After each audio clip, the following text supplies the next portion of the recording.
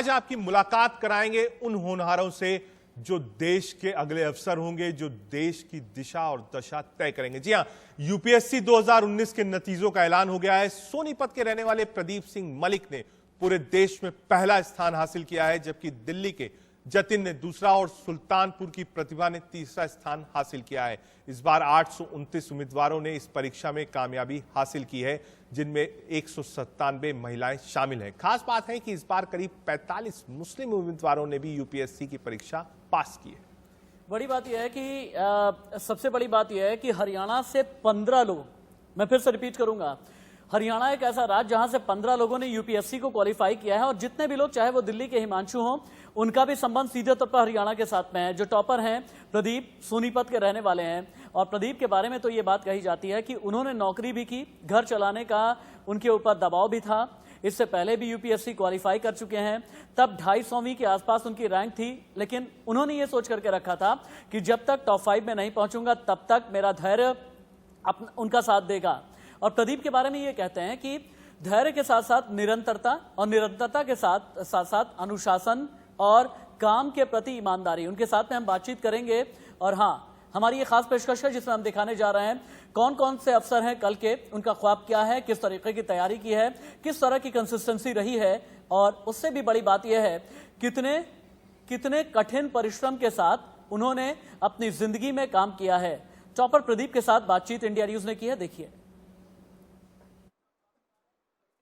UPSC topper Pradeep Malik हमारे साथ मौजूद हैं। फिलहाल आईआरएस में अंडर ट्रेनी हैं। प्रदीप भाई, आपको आईटीवी नेटवर्क की तरफ से बहुत बहुत शुभकामनाएं कि आपने एक बार फिर प्रदेश का नाम है, सोनीपत का नाम है, वो रोशन किया है। जी, थैंक यू। आपका प्रदीप भाई, कहाँ से प्रेरणा मिली और क्या आपके जो है आने वाले समय में आपकी प्रेरणा है वो रहेगी, और किस तरह से आप अब एडमिनिस्ट्रेशन अधिकारी बनकर लोगों की सेवा करोगे?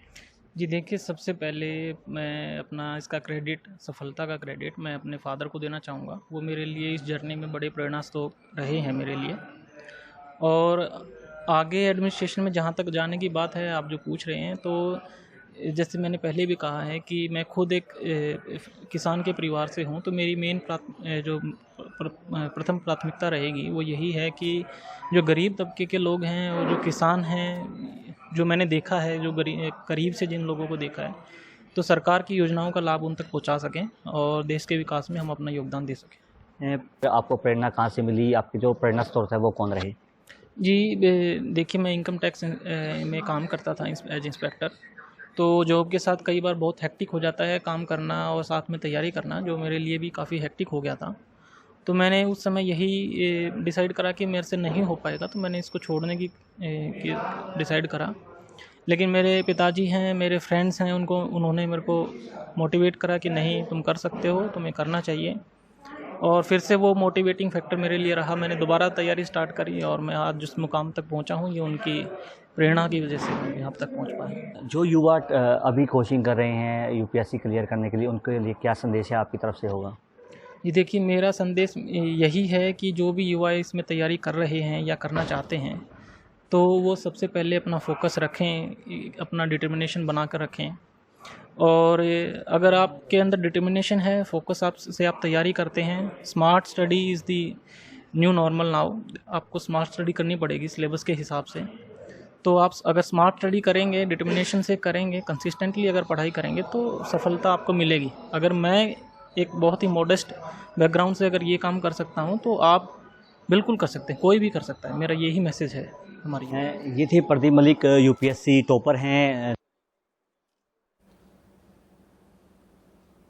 हमारे साथ 6 से 7 गेस्ट जुड़े हुए हैं। जी हाँ, यूपीएससी के वो होनहार जिन्होंने अपने माँ बाप के साथ साथ अपने राज्य, अपने शहर का सीना चौड़ा किया। जी हाँ, हमारे साथ प्रदीप सिंह होंगे, राघव जैन होंगे, अभिषेक सर्राफ होंगे, परी बिश्नोई होंगी, शिशिर गुप्ता होंगे, हिमांशु जैन होंगे। ये सब लोग हमारे साथ होंगे, राशिद। और सबसे हम समझने की कोशिश करेंगे कि भारत के लिए अब इनका योगदान क्या होगा, किस कड़ी मेहनत के साथ ये यहां तक पहुंचे हैं। लेकिन वक्त हो चला एक छोटे से ब्रेक। मेरे ख्याल से हम ब्रेक लें, उससे पहले शायद राघव जैन के पास में एक बार अगर हम चले जाएं, उन्हीं के जरिए हम एक बार बात करेंगे, फिर हमारे ख्याल से हमें ब्रेक लेना चाहिए। राघव जैन, अगर मैं आपसे ये पूछूं कि कैसे किया मैदान फतेह, गाना है ना कि कर हर मैदान फतेह, यूपीएससी का मैदान फतेह करने का वो सीक्रेट फॉर्मूला क्या है राघव?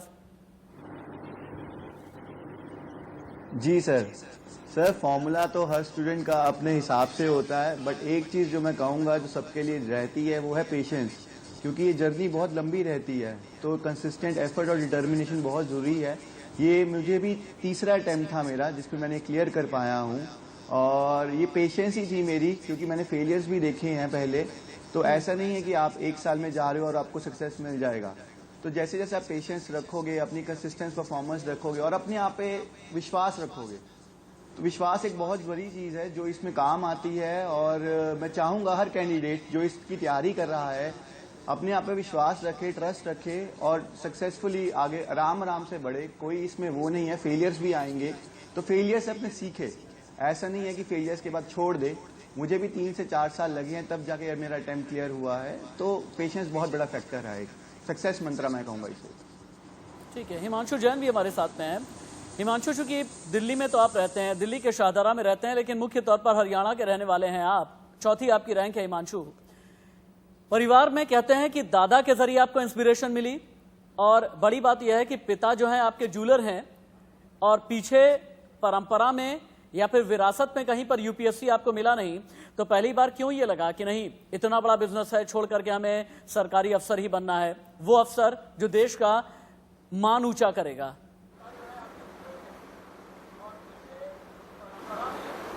सर सबसे पहला तो ये सपना जो मेरे दादाजी ने मुझे दिखाया था कि बचपन से ही तुझे अफसर बनाने के लिए बात की थी। तो सुन पा रहे हैं सर? बिल्कुल आपको सुन पा रहे हैं हिमांशु, पूरा हिंदुस्तान सुन रहा है आपको, बोले। हेलो जी तो उन्होंने सपना दिखाया था, उन्होंने बचपन से ही पढ़ने के लिए प्रेरित किया था। और 8वीं कक्षा के बाद उन्होंने खुद अकेले रहते थे अब मेरी दादी के साथ होटल में ही, पर मुझे और मेरे मम्मी पापा को दिल्ली भेज दिया था पढ़ने के लिए, मुझे पढ़ाई हो सके जिससे कि मैं अच्छा पढ़ सकूं। दिल्ली आने के बाद भी उन्होंने काफ़ी मुझे प्रेरित किया है। तो जो सपना था उनका उन्होंने दिया था वो मैंने पूरा किया है।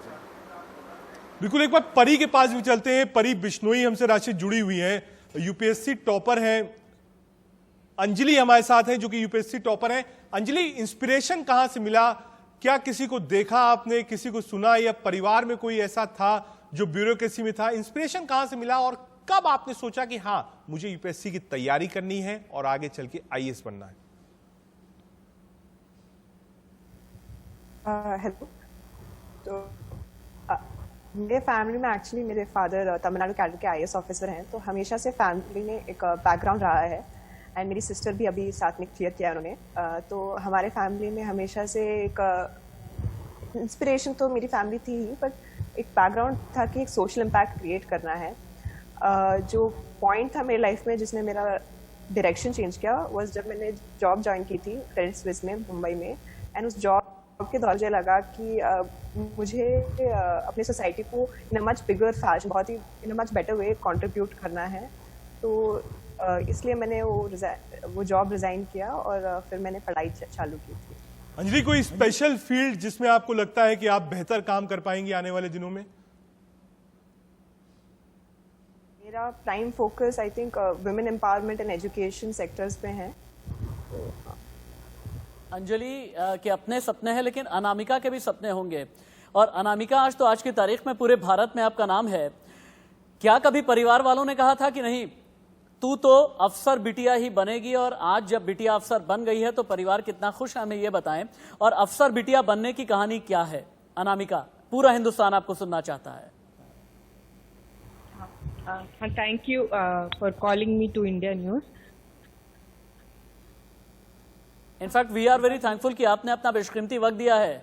मैं तो एक यूपीएससी टॉपर के साथ में बात कर रहा हूं, तो हमारे लिए ये बहुत ही ज्यादा गर्व का विषय है अनामिका। लेकिन आगे फ्यूचर प्लानिंग्स क्या हैं? भविष्य का भारत तैयार कैसे करेगी अफसर बिटिया?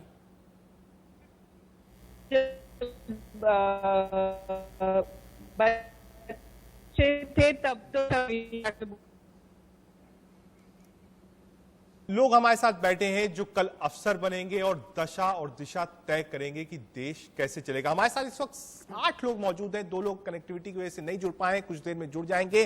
राघव जैन है, अभिषेक सर्राफ है, परी बिश्नोई है, शिशिर गुप्ता है, हिमांशु जैन है, प्रदीप सिंह है, अनामिका है, अंजलि है। जी हाँ, सीधे परी बिश्नोई के साथ चलते हैं। परी बिश्नोई की रैंक 30 थी। परी, अगर आप मुझे सुन पा रही हो, कितना वक्त लगा, क्या इंस्पिरेशन था और बैरिकेड्स क्या है और अब क्या लग रहा है? एक जो ख्वाब था वो पूरा हो गया?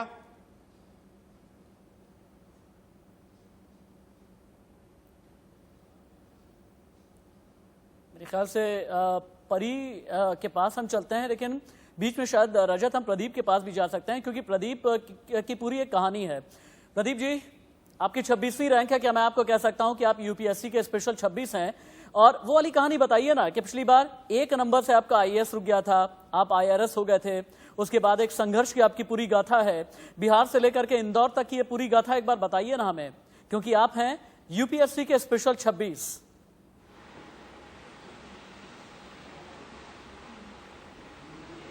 Thank you sir for introducing me in such a way. लेकिन ये बात सच है, लास्ट ईयर जब मेरी 93 रैंक आई थी उसके पहले भी काफ़ी स्ट्रगल था, लेकिन जब लास्ट ईयर 93 आई तो मुझे लगा कि प्रीवियस रिकॉर्ड देखते हुए कि हाँ 93 रैंक तक हमेशा आईएएस एलोकेट होता रहा है, तो मुझे आईएएस मिल जाएगा। और मुझे लगा कि यूपीएससी का सफ़र यहीं समाप्त हो जाएगा और आगे फिर मैं अब सर्विसेज में कंट्रीब्यूट कर पाऊँगा। लेकिन जब सर्विस एलोकेशन आया तब मुझे मालूम चला कि मुझे Indian revenue service income tax allocate हुआ है।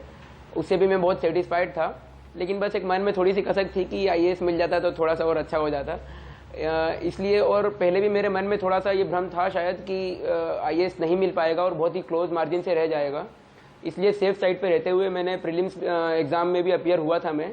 और प्रीलिम्स एग्ज़ाम दे के मैं भूल गया था कि हाँ मैंने एग्ज़ाम भी दी है, क्योंकि मुझे लगा था कि आईएएस 93 पे मिल जाएगा। बट जब एलोकेशन आया तब मुझे मालूम चला कि इंडियन रेवेन्यू सर्विस एलोकेट हुआ है और फिर मुझे दोबारा मेंस में अपीयर होना पड़ा। तो पिछली बार से मुझे थोड़ी ज़्यादा मेहनत करनी पड़ी इस बार, क्योंकि इम्प्रूवमेंट का स्कोप मैंने देखा कि हर सब्जेक्ट में थोड़ा थोड़ा स्कोप था, क्योंकि मैंने अपना बेस्ट दिया था फर्स्ट अटेम्प्ट में और रिजल्ट भी बेस्ट ही आया था। मैं मानता हूं कि 93 बहुत अच्छा रिजल्ट था। प्रदीप, लोगों ने नहीं कहा उस समय आपसे, जो आपके परिवार के थे, जो आपके दोस्त थे, उन्होंने नहीं कहा कि अब जो मिल रहा है उसको ले लीजिए, आगे आगे आगे देखिएगा क्या होगा? लेकिन फिलहाल जहां सिलेक्शन हुआ है आईआरएस में आपका हुआ था जैसा आप बता रहे हैं, तो कुछ लोगों ने तो यह भी कहा होगा कि जो मिल रहा है उससे संतुष्टि कर लीजिए आप।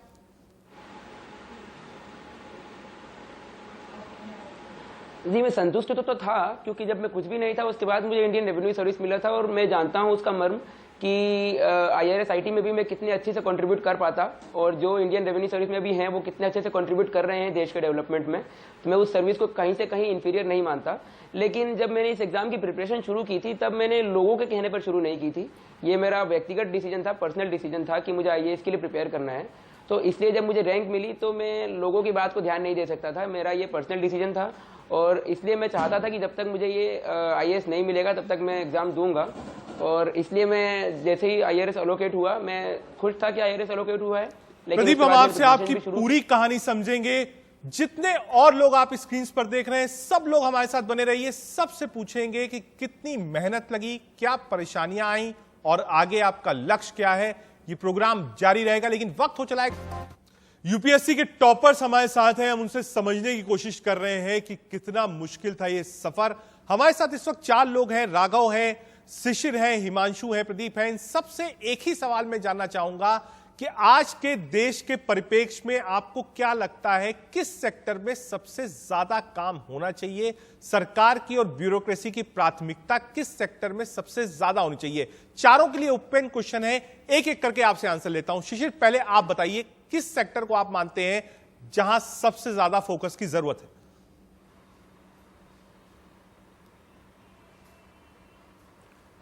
First of all thank you sir for having me on the show.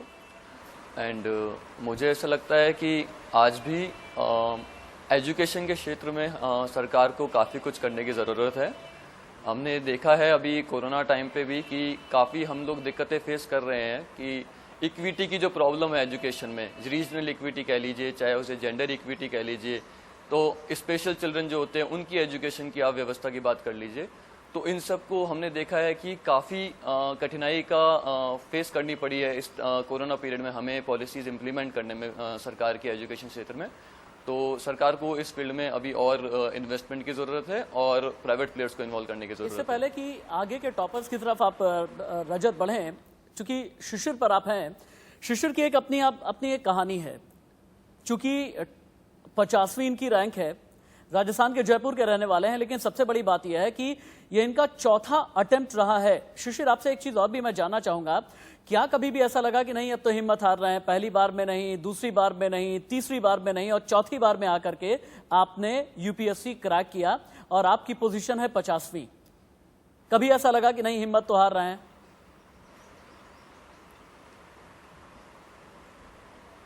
जी हाँ, मैंने सेकेंड अटेम्प्ट में इंटरव्यू दिया था और तब मेरा सिलेक्शन रुक गया था कुछ मार्क्स से और उसके बाद मेरा प्रीलिम्स भी क्लियर नहीं हुआ था। फिर मुझे उम्मीद थी कि रिजर्व लिस्ट में नाम आएगा, जो कि सेकंड लिस्ट निकलती है, उसमें भी नाम नहीं आया था। तब दो चीज़ों की ज़रूरत जो मुझे सबसे ज़्यादा महसूस हुई थी वो था एक ब्रेक और एक ब्रेक थ्रू। तो तब था कि मतलब बहुत ही डिप्रेसिंग फेज था वो लाइफ का, बट मेरे फैमिली मेम्बर्स और फ्रेंड्स और टीचर्स ने काफ़ी सपोर्ट किया उस टाइम पे मुझे और आज मुझे सक्सेस हासिल हुई है। फिर रजत, मेरे ख्याल से अपने सवाल के साथ बाकियों की तरफ आप बढ़ सकते हैं। जी बिल्कुल, देखिए और भी जो लोग हमारे साथ हैं, प्रदीप सेम क्वेश्चन आपसे भी है और सबसे जानना चाहता हूं आपका फोकस कहां रहना चाहिए, आप क्या काम करना चाहते हैं और इस वक्त देश में कौन सा ऐसा सेक्टर है जिसको आपको लगता है कि सबसे ज्यादा फोकस की जरूरत है? अभी हम शिशिर को सुन रहे थे, उन्होंने बताया कि एजुकेशन पे और इंप्लीमेंटेशन पे फोकस होना चाहिए, आपका अपना टेक क्या है?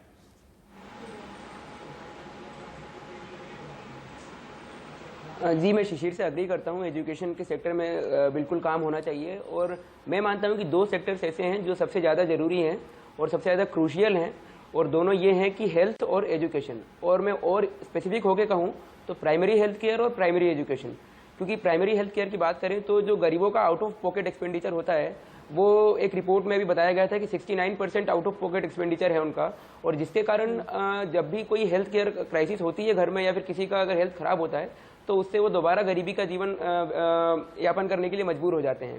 तो यदि प्राइमरी हेल्थ केयर फैसिलिटीज़ अगर अवेलेबल हों गरीबों को तो मेरे ख्याल से कि उनके ऊपर से एक बहुत बड़ा भार हट जाएगा और वो उनकी जो भी आय है वो उसका सही इस्तेमाल कर पाएंगे और देश के स्किल डेवलप, देश के ह्यूमन रिसोर्स डेवलपमेंट में भी एक बड़ा रोल प्ले करेगा। तो एजुकेशन और हेल्थ दोनों को, एजुकेशन और हेल्थ की आपने बात करी, हिमांशु आपको क्या लगता है सबसे ज्यादा मेहनत किस सेक्टर को है इस समय?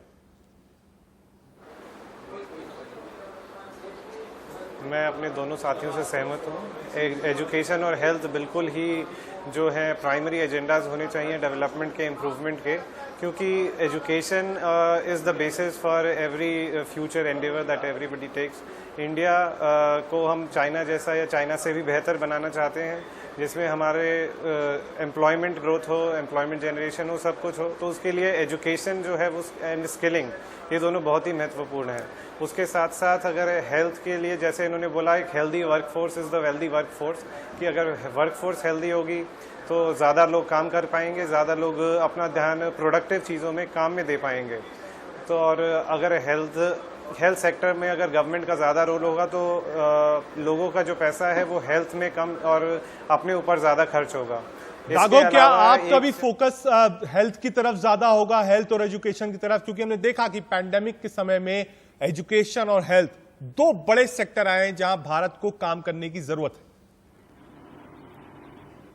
जी एक्चुअली सर, मैं बिल्कुल इस चीज़ से एग्री करता हूं, क्योंकि एजुकेशन और हेल्थ ऐसे दो सोशल सेक्टर्स हैं, अगर हम उन पे काम करें तो वो अपने आप लॉन्ग टर्म प्रोसेस में रिजल्ट्स देते हैं।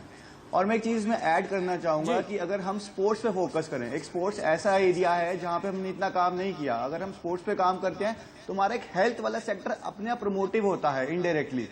तो एक स्पोर्ट्स एक ऐसा एरिया है जहाँ पे गवर्नमेंट और काम कर सकती है ताकि इनडायरेक्टली हम हेल्थ को भी इम्प्रूव करें लॉन्ग रन में।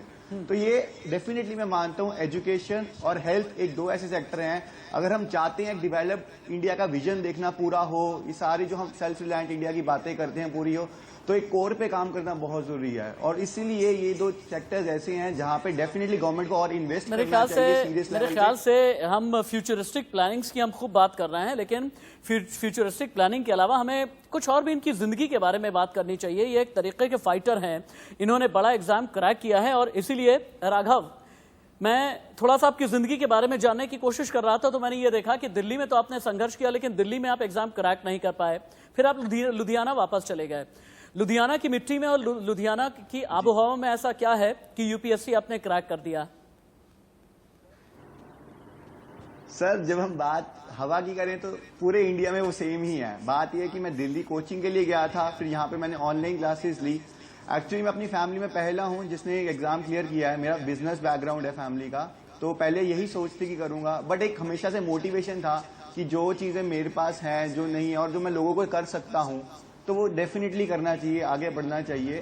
तो इसको देखते हुए ये मेरा तीसरा अटेम्प्ट था। मेरे को फेलियर्स भी मिले, ऐसा नहीं है कि मैंने किया है और हो गया क्रैक, तो फेलियर्स भी मिले। और ये जरूरी रहता है कि आप फेलियर्स के टाइम पे पेशेंस रखिए, अपने आप पे विश्वास रखिए। तो ये हर कैंडिडेट के लिए बहुत जरूरी है कि अपने आप पे अगर ट्रस्ट रखेंगे और डिटर्मिनेट एफर्ट रखेंगे तो रिजल्ट मिलता है, चाहे लेट मिले। ठीक है, अनामिका के पास भी चलना चाहिए हमें। अनामिका, चूंकि हम अफसर बिटिया की बात कर रहे थे, एक यूपीएससी एग्जाम क्रैक करने वाला एक स्टूडेंट किस तरीके से तैयार होता है? आपकी तैयारी किस तरह की होती है? थोड़ा सा आप ये बताएं, वो वक्त कौन सा होता है जब ये लगने लगता है कि नहीं, अभी तो हम हिम्मत हार रहे हैं, या फिर हिम्मत हमारी छूट सी रही है? और एक बात और कही जाती है कि जब दिमाग की उलझनें बहुत ज्यादा आ जाती हैं तो उसे सुलझाने के लिए आप लोग क्या करते हैं? तो आपने एक अच्छा सवाल उठाया है कि यूपीएससी के प्रेपरेशन में, जैसे कि मेरे पहले के को पैनलिस्ट ने भी बताया है कि इतना सिंपल नहीं है। काफी बार 2 साल लग जाता है, 3 साल लग जाता है, काफी बार आप बनते रह जाते हैं 1 मार्च से 2 मार्च से। तो इस कॉन्टेक्स्ट में ये एक रियलाइजेशन, एक सेल्फ कॉन्फिडेंस काफी जरूरी होता है कि मैं कर लूंगी, मैं अगली बार भी कर लूंगी। एंड इस कॉन्टेक्स्ट में एक और चीज जो कि काफी अब बात भी होती है मेंटल हेल्थ की, फैमिली फ्रेंड्स का सपोर्ट एक काफी जरूरी होता है कि आपकी फैमिली, आपके फ्रेंड्स एक पॉजिटिव एनवायरनमेंट में रहे आप, क्योंकि हर आदमी 2 साल 3 साल एक टाइम आता है कि एक डाउट हो मन में कि क्या मैं कर पाऊंगी, तो उस समय एक वो पॉजिटिव वॉइस बहुत मायने रखती है कि ऐसा कुछ नहीं है, तुम कर सकती हो, तुम में वो क्वालिटी, हर वो क्षमता है, और it's just a matter of patience. तो हिम्मत।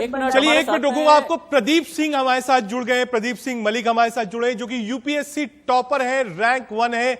हमने एक्सक्लूसिव बातचीत भी सुनाई थी। प्रदीप सिंह, बहुत बहुत मुबारकबाद आपको, आपने यूपीएससी क्रैक भी किया है, टॉप भी किया है।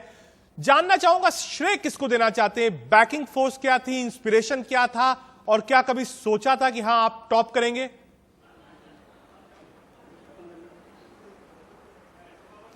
जी देखिए, ये बिल्कुल अनएक्सपेक्टेड था। आई डिडंट एक्सपेक्ट कि मेरी फर्स्ट रैंक आ जाएगी, और मैं कॉन्फिडेंट था। एग्ज़ाम अच्छे हुए थे, मुझे लग रहा था कि शायद सिलेक्शन हो जाएगा, बट फर्स्ट रैंक आने का एक्सपेक्ट नहीं करा था, और काफ़ी प्लेजेंट सा सरप्राइज रहा ये, और काफ़ी अच्छा लग रहा है। पूरी फैमिली काफ़ी खुश है। प्रदीप, जब फर्स्ट रैंक आई तो सबसे पहले आपने किसको ये जानकारी दी, किसके साथ शेयर किया कि हाँ आपने टॉप किया है? जी देखिए, सबसे पहले तो मैंने अपने पिताजी को फ़ोन किया था और उनको बताया, वो भी बाहर गए हुए थे, और मैंने उनको बताया कि ऐसे ऐसे यूपीएससी का रिज़ल्ट हमारा जो है फाइनल रिज़ल्ट आ गया है। बट मैंने उनको रैंक तो नहीं बताई थी, क्योंकि मैं चाहता था कि मैं उनको ये फेस टू फेस ही बताऊं। तो मैंने उनको बोला था कि आप आ जाइए, और फाइनल रिज़ल्ट आ गया। प्रदीप, आपने टॉप किया है, आगे क्या देखते हैं अपने लिए? आप कहां काम करना चाहते हैं, किस फील्ड में जाना चाहते हैं, और देश के लिए क्या करेंगे आगे चल के आप?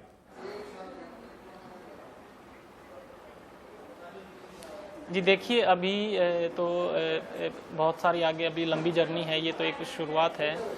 मेरा एक सपना है कि हम एजुकेशन फील्ड में कुछ काम करें, शिक्षा वर्ग में जो गरीब बच्चे हैं, पिछड़े वर्ग से जो बच्चे हैं, जो शिक्षा से किसी कारण से वंचित रह जाते हैं, तो मेरी प्राथमिकता रहेगी कि शायद मैं उन गरीब बच्चों के लिए प्रदीप, थोड़ा सा हमें ये बताएं, चूंकि आप यूपीएससी टॉपर हैं, आपके लिए मोटिवेशनल फैक्टर या फिर इंस्पिरेशन देने वाला फैक्टर क्या है?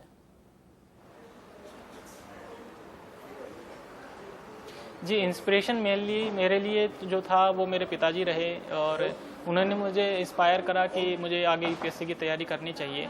और बीच में भी जब मुझे कभी ऐसा डिमोटिवेटिंग फील हुआ तो भी मैंने उन्हीं से प्रेरणा ली, उन्होंने मुझे प्रेरणा दी कि मुझे तैयारी करनी चाहिए।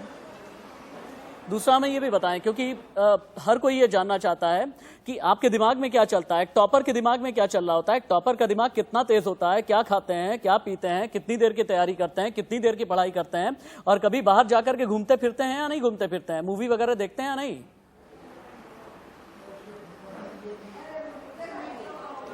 जी देखिए, ऐसा तो डिफरेंट कुछ नहीं होता है, टॉपर हो या कोई भी हो, सभी अच्छे जो भी इसमें इस परीक्षा में उत्तीर्ण होते हैं सभी अच्छा पोटेंशियल से होते हैं, इंटेलिजेंट होते हैं। ऐसी बात नहीं है कि टॉपर कुछ स्पेशल ही होता है, और कुछ ऐसा खाना पीना स्पेशल नहीं होता है। हम भी वैसे ही रूटीन, हमारा नॉर्मल रूटीन रहता है जैसे बाकी एस्पिरेंट्स का रहता है।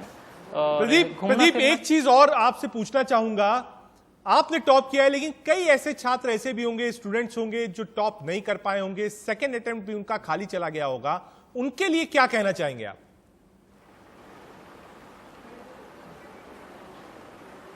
जी देखिए, ऐसे मैं यही कहना चाहूँगा कि ज़िंदगी में उतार चढ़ाव आते रहते हैं। आपको सफलता और असफलता ज़िंदगी का हिस्सा है, आप उससे कुछ ना कुछ सीखिए। मेरा तो यही मानना है कि आप हर असफलता से बहुत कुछ चीज़ें सीखते हैं। प्रदीप से हमको सीखने की जरूरत है। प्रदीप बता रहे हैं कि जीवन में हार नहीं माननी चाहिए। सब लोग हमारे साथ बने रहिए, हम आपसे और भी पूछेंगे कि आपने कैसे तैयारियां की, क्या बैरिगेट्स आया, आगे आपके सपने क्या है और देश आपसे क्या एक्सपेक्ट करता है। जी हां, परी सर्राफ के पास चलते। परी, लगातार लोग इसकी तखसीस करते हैं कि लड़कियां जो होती हैं उनका जो एक माइंडसेट होता है वो बहुत ज्यादा आप कह सकते हैं ब्यूरोक्रेसी की तरफ नहीं होता है। आप कैसे तैयारी कर रही थी? क्या मूवीज देखने जाती थी, सोशल मीडिया पे रहती थी? आजकल इतने सोशल साइट्स हैं, नेटफ्लिक्स है, क्या वो सब आपके जीवन में था या सिर्फ आप कंसंट्रेट करती थी अपनी पढ़ाई और अपने अचीवमेंट्स के लिए?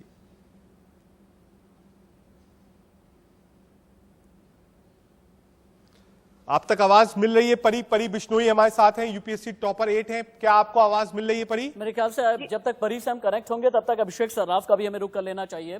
अभिषेक, पूरा देश ये जानना चाहता है कि टॉपर बनने का फॉर्मूला क्या होता है और यूपीएससी क्रैक करने का फॉर्मूला क्या होता है।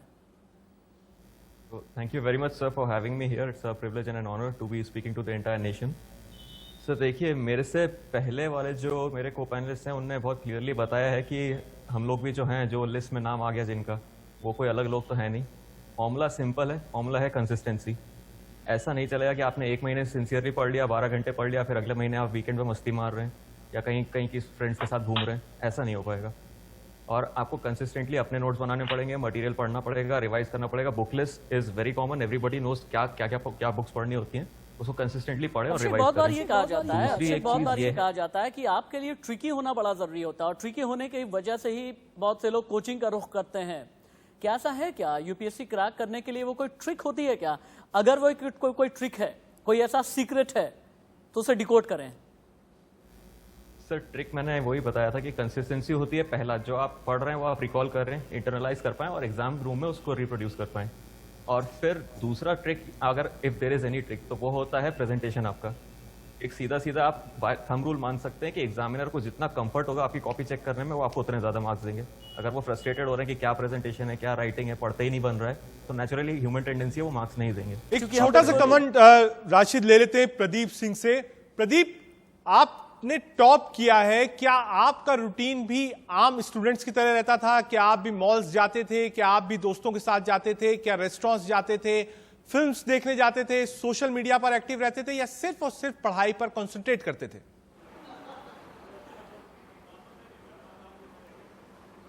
जी देखिए, इस मामले में मैं थोड़ा सा अनफॉर्चुनेट रहा हूँ क्योंकि मेरे पास इतना फ्री टाइम नहीं था कि मैं मूवीज़ देख सकूं या फिर मॉल्स में जा सकूं या फिर फ्रेंड्स के साथ बाहर घूमने जा सकूं। एक्चुअली मैं जॉब करता था और इसकी वजह से मेरे काफ़ी मुझे टाइम की किल्लत रहती थी।